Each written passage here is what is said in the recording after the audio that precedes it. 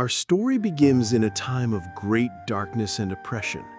The Israelites had lived in Egypt for generations, but as their numbers grew, the new Pharaoh, who did not know Joseph, felt threatened.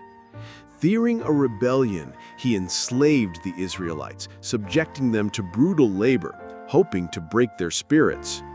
But even in suffering, they multiplied. Then Pharaoh issued a terrifying decree. Every Hebrew baby boy was to be thrown into the Nile River. Mothers wept, fathers cried out, and the land trembled with grief. But in the small Hebrew village of Goshen, a mother named Jochebed gave birth to a child unlike any other, a baby boy who would change history. She hid him for 3 months. When she could no longer hide him, she wove a papyrus basket, coated it with tar and pitch, and gently laid her son inside. With trembling hands, she placed the basket among the reeds along the Nile's edge. His sister Miriam watched from a distance, heart pounding. That same morning, Pharaoh's daughter came to bathe at the river. She saw the basket, opened it, and the baby wept. Moved with compassion, she declared, "This must be one of the Hebrew babies."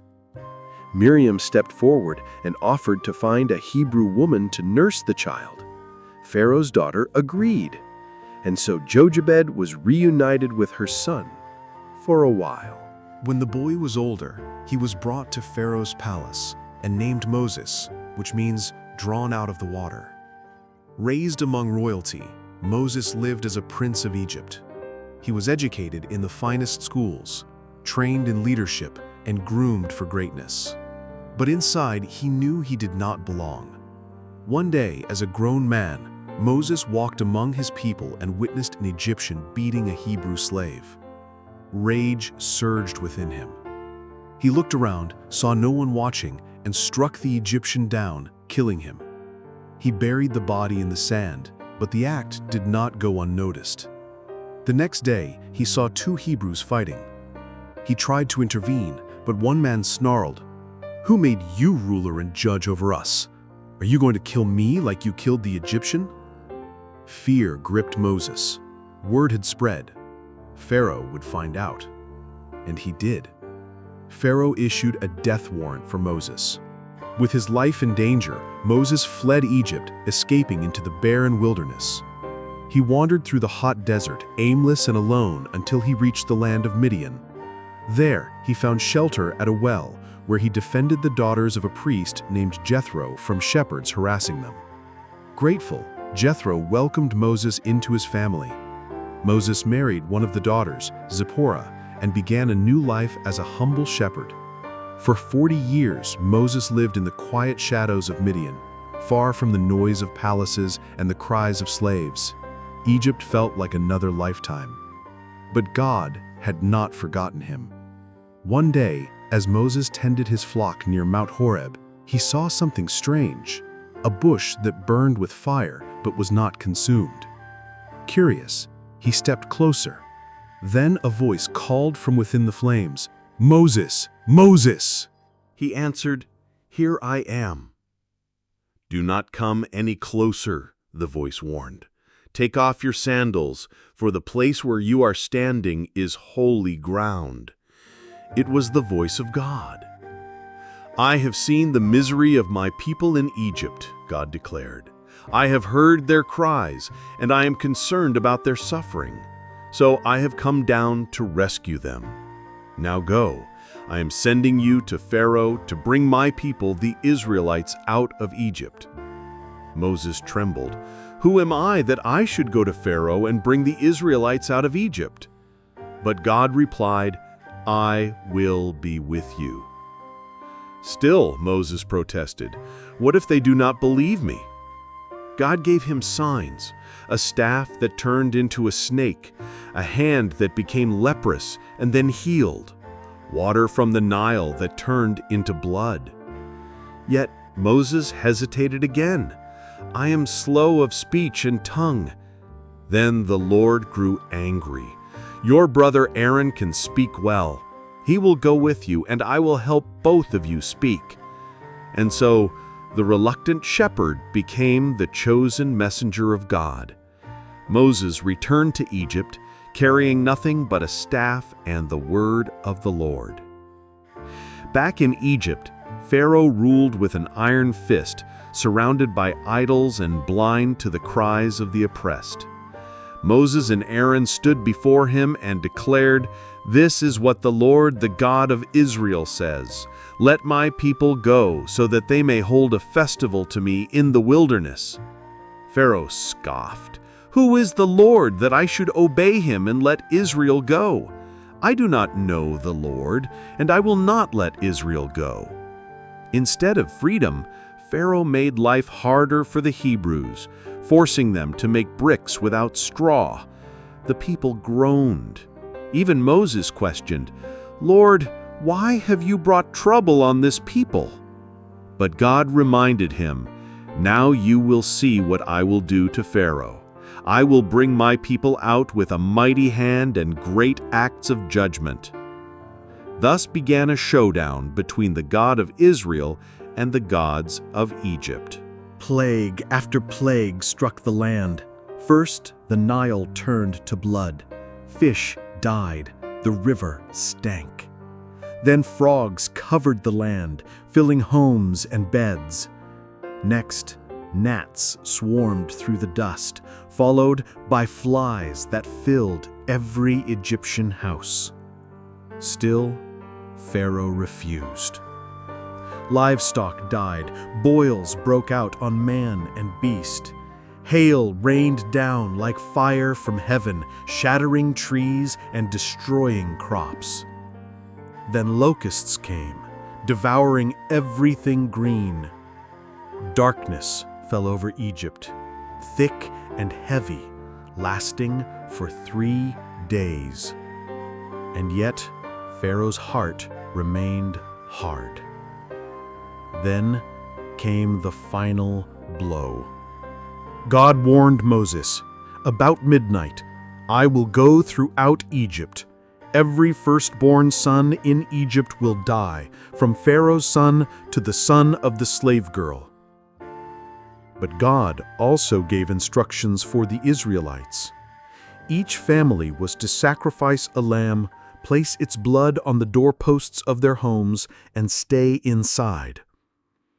That night, the Lord passed through Egypt. Where there was blood on the door, he passed over. But in every Egyptian household, death came. Wails of grief rose across the land. At last, Pharaoh summoned Moses and Aaron. "Go," he said, his voice broken. "Leave my people, you and the Israelites. Go, worship the Lord as you have requested." The Israelites left in haste. With unleavened bread and hurried footsteps, they departed Egypt, a nation of former slaves walking into freedom. They carried gold and silver given by the Egyptians. They followed Moses, who followed God, a pillar of cloud by day and fire by night. But Pharaoh's heart hardened once more. He gathered his army and pursued the Israelites to the edge of the Red Sea. The people panicked. "Was it because there were no graves in Egypt that you brought us here to die?" Moses stood tall. "Do not be afraid. Stand firm, and you will see the deliverance the Lord will bring you today." Then God told Moses, "Raise your staff and stretch out your hand over the sea." And the waters parted. A wall of water rose on the right and the left, and the Israelites walked through on dry ground. Pharaoh's army followed, but as soon as the last Israelite crossed, Moses stretched out his hand again. The waters returned. Chariots sank. Horses screamed, soldiers vanished beneath the waves. The sea covered them all. Not one survived. On the far shore, the Israelites stood in awe. They sang a song of triumph. "The Lord is my strength and my defense. He has become my salvation. The Lord is a warrior. The Lord is his name." The Israelites were free, but their journey had just begun. They entered the wilderness, no longer slaves, but not yet a nation. And though they had seen miracles with their own eyes, their faith wavered. Thirst led to grumbling. Hunger gave way to complaints. "If only we had died in Egypt," they cried, "where at least we had food." But God provided. From the sky he rained down manna, bread from heaven. He made water gush from a rock. He gave quail in the evening and shade in the heat. He was patient, but he was also just. When the Amalekites attacked, it was not Moses' strength that won the battle, it was his obedience.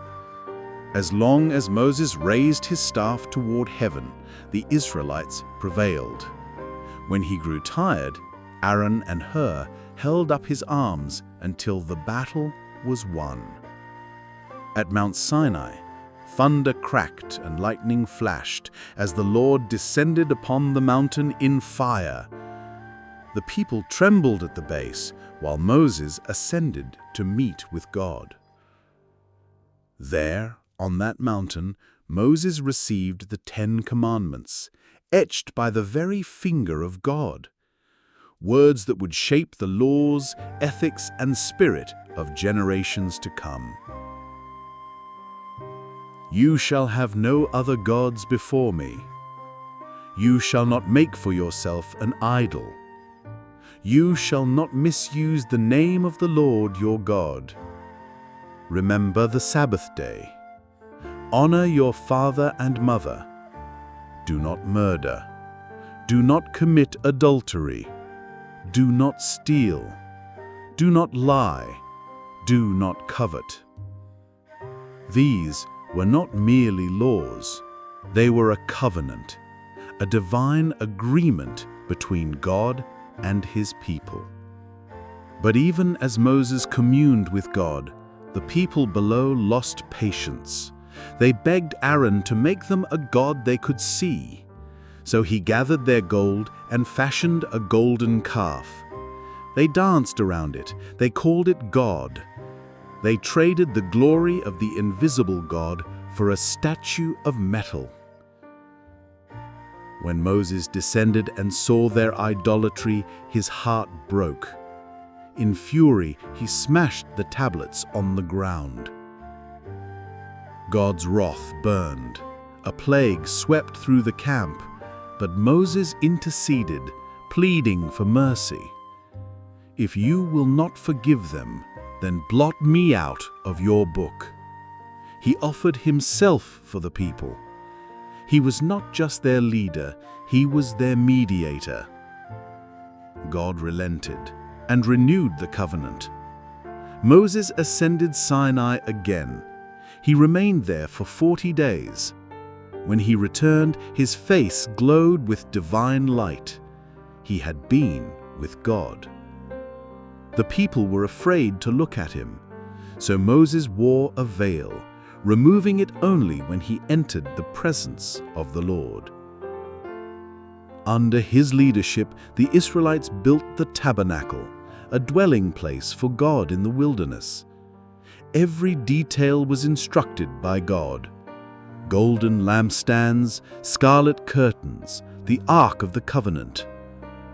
God's presence descended upon it like a cloud, filling the camp with awe. Still, the people struggled. Time and again they doubted, they rebelled, they tested God. At the border of the Promised Land, 12 spies were sent to scout the territory. 10 returned with fear. "The land is good," they said, "but the people are giants. We cannot defeat them." Only 2, Joshua and Caleb believed. With God, we can take the land. But the people sided with fear. They wept. They wanted to return to Egypt. They even talked of stoning Moses. So God declared, "None of this generation will enter the promised land except Joshua and Caleb. For 40 years you will wander until the faithless are gone." Moses led them through every step of that wilderness. He watched as a generation died. He endured betrayals, murmurs, uprisings, even from his own family. Yet he remained faithful. But even Moses was not without fault. At Meribah, when the people cried out for water again, God instructed Moses, "Speak to the rock." But in frustration, Moses struck it twice with his staff. Water gushed forth, but God was grieved. "You did not trust me enough to honor me as holy," God said. "Therefore, you will not bring this assembly into the land I give them." It was a painful consequence. Moses would see the land, but not enter it. As the end of his life drew near, Moses climbed Mount Nebo. From its heights, he looked across the Jordan River. He saw the hills and valleys, the promise fulfilled from a distance. Then the Lord said, "This is the land I promised on oath to Abraham, Isaac, and Jacob. I have let you see it, but you will not cross over into it." And there, on the mountain, Moses died. The Lord himself buried him. No one knows his resting place. No tomb, no monument, only legacy. This story of Moses is not just ancient history. It is a mirror held up to every generation, a call to faith, to courage, to obedience. From a basket in the Nile to the halls of Pharaoh, from exile in the wilderness to fire on the mountain, from a stammering shepherd to the voice of God's justice, Moses teaches us that no past disqualifies us from a divine future. You may have fled from failure. You may carry guilt. You may feel unworthy. But God calls ordinary people to do extraordinary things. Moses wasn't chosen because he was perfect. He was chosen because he was willing. Willing to trust, willing to return, willing to speak when his voice trembled and to stand firm when empires stood against him. He teaches us perseverance. 40 years in Pharaoh's palace, 40 years in the wilderness, and 40 more leading a restless people. 80 years of preparation for a mission that outlived him. A reminder, God's timing is not our own. He teaches us faith, that when seas rise, God makes a path, that even in deserts, God provides, that obedience brings power and humility brings honor. And he teaches us legacy. Moses never entered the promised land, but he brought a generation to its threshold. He passed the torch. He finished his course. His story didn't end in disappointment. It ended in fulfillment. What about your story? You may not see the full picture now. You may be in your own wilderness. But like Moses, you are part of something bigger. You are part of a plan that stretches from eternity past to eternity future. So, what is God calling you to do? Is He calling you to forgive when it's hard? To lead even when you feel unqualified? To trust when you cannot see the next step? To speak when your voice shakes? Will you answer the call? The world doesn't need more perfect heroes. It needs more faithful servants. More people who will stand in the gap, speak truth to power, and walk humbly with God. Moses was just one man, but one man surrendered to God changed history. And so can you. Thank you for watching. If this story moved you, inspired you, or gave you a new perspective, don't keep it to yourself. Like, share, and subscribe to this channel so that more people can hear the timeless truths of the Bible brought to life for a new generation. Leave a comment below. What did you learn from the story of Moses? And stay tuned for our next biblical epic. Until then, walk in faith, stand in truth, and never forget, God still calls ordinary people to do extraordinary things.